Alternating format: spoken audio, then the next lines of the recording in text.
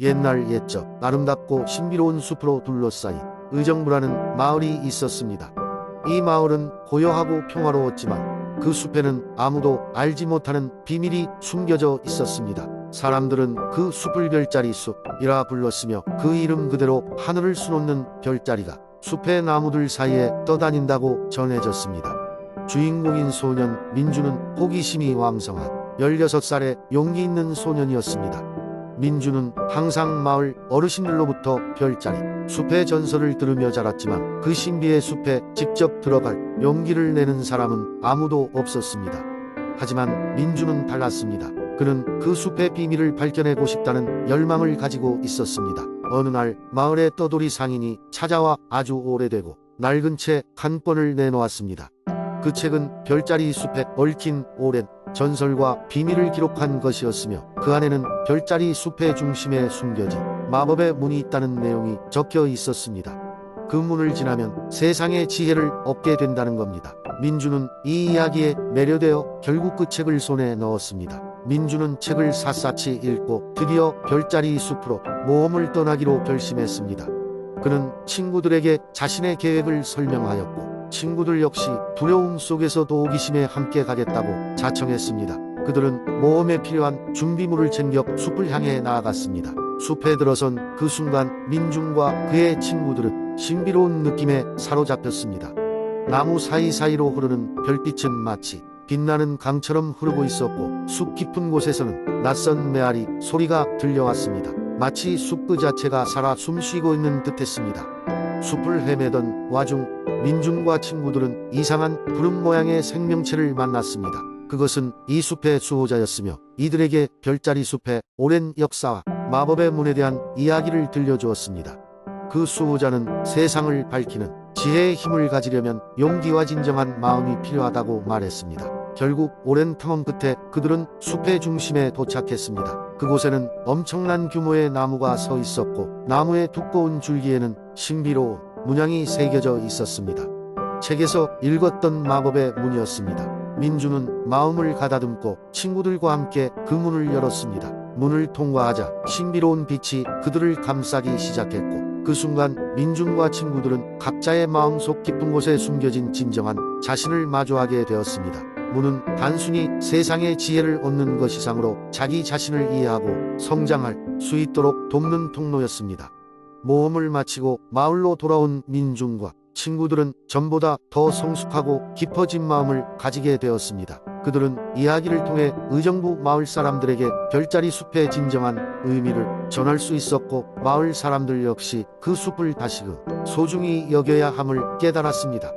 이렇게 민중과 친구들의 용사의 여정은 끝이 났고 별자리 숲은 여전히 그 자리에 남아 사람들에게 신비로움을 전하고 있었습니다. 그 두 번째 이야기. 옛날 옛적 인천의 아름다운 바닷가 마을에는 바다의 여신이 해양령과 마을을 둘러싼 웅장한 용 청룡이 함께 살고 있었다. 사람들은 이 둘을 신성하게 여기며 그들에게 감사의 제사를 올리곤 했다. 해양령은 언제나 잔잔하고 청명한 바다를 유지해 주었고 청룡은 마을을 어둠과 재앙으로부터 보호해 주었다.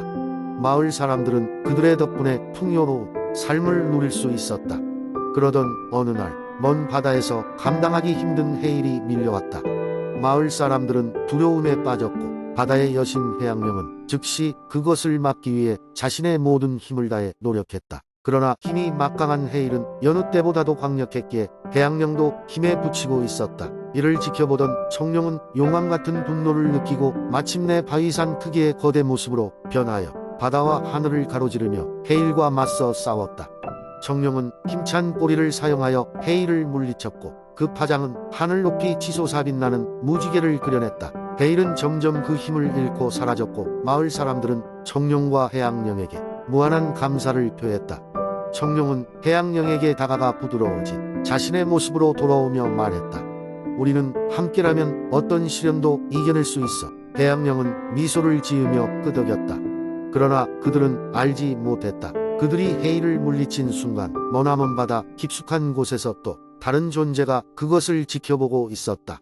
깊은 심해에 사는 바다의 악령이었다. 그는 이용할 만한 틈을 찾고 있었다. 마을이 안심하는 동안 그는 자신의 어둠을 들이우며 바다를 은밀히 끄트러뜨릴 계획을 세웠다. 이번에는 바다의 악령이 신중히 움직였다.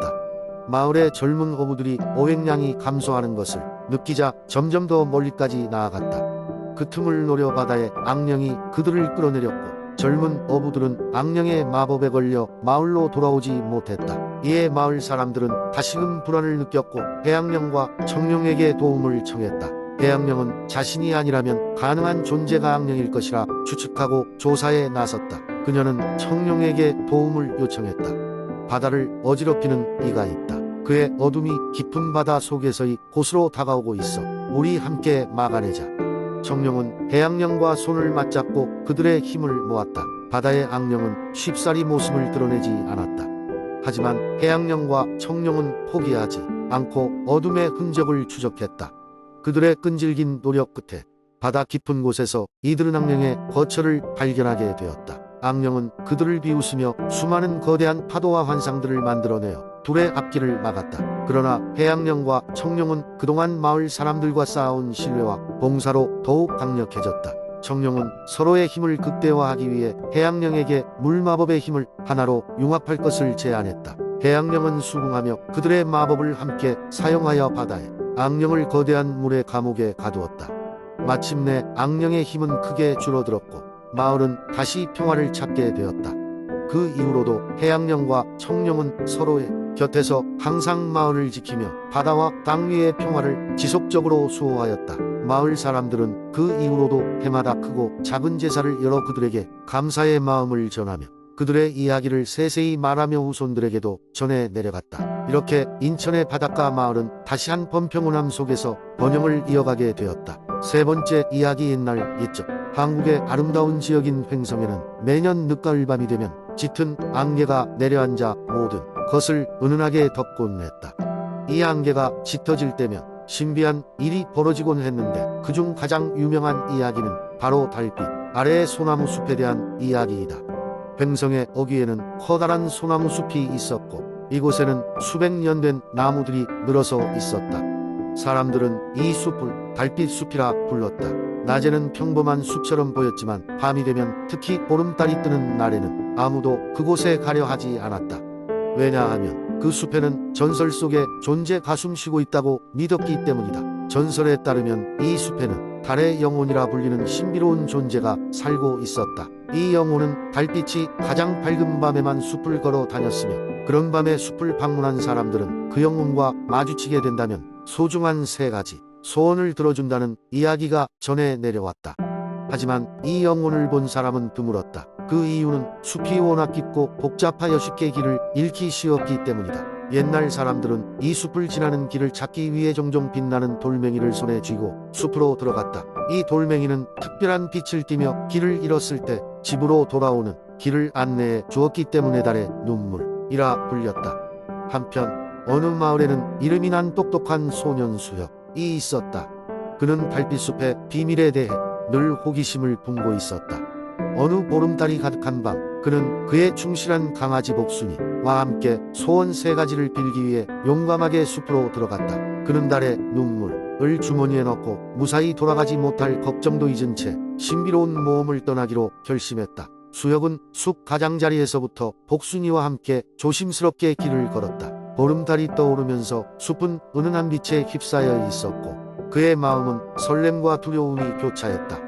숲속 깊은 곳에 다다랐을 때 갑작스럽게 바람이 불어와 소나무들이 마치 인사하듯 흔들렸고 숲속 어딘가에서 노래소리가 들려왔다. 수혁은 그 소리가 달의 영혼일지도 모른다는 생각에 가슴이 뛰었다. 그는 한참을 걸어 드디어 작은 호숫가에 도착했다. 그곳에는 믿을 수 없을 만큼 맑고 차가운 물이 가득했으며 그 위로 달빛이 아름답게 비쳐 눈부신 광경을 만들어내고 있었다. 그러자 물 위로 달빛 속에서 천은 같은 실루엣이 모습을 드러냈다. 그것은 바로 전설로만 듣던 달의 영혼이었다. 수혁은 숨을 죽인 채 그 영혼에게 다가갔고 영혼은 잔잔한 미소로 그를 바라보았다. 영혼은 부드러운 목소리로 물었다. 젊은이여, 무엇을 빌고 싶은가? 수혁은 잠시 고민하다가 세 가지 소원을 말했다. 첫 번째 소원은 마을 사람들이 언제나 행복하고 건강하길 바란다고 했고, 두 번째 소원은 모두가 평화롭게 어울려 살길 바라는 것이었다. 마지막 세 번째 소원은 달의 영혼을 다시 만날 수 있도록 이 숲이 영원히 지켜지길 바라는 것이었다.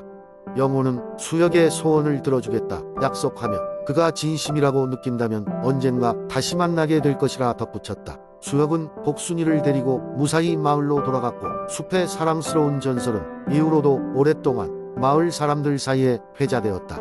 그 후로도 수많은 보름달이 지나갔지만 달빛 아래의 소나무 숲은 영원히 그 비밀스러운 아름다움을 간직한 채 변함없이 서 있었다. 이렇게 달빛 아래의 소나무 숲을 둘러싼 전설은 횡성의 아름다움과 함께 오늘날까지도 전해 내려오고 있다. 네 번째 이야기. 옛날 옛적 한국의 동해안에 위치한 속초에는 수려한 자연과 함께 전해 내려오는 아름다운 전설이 있었다.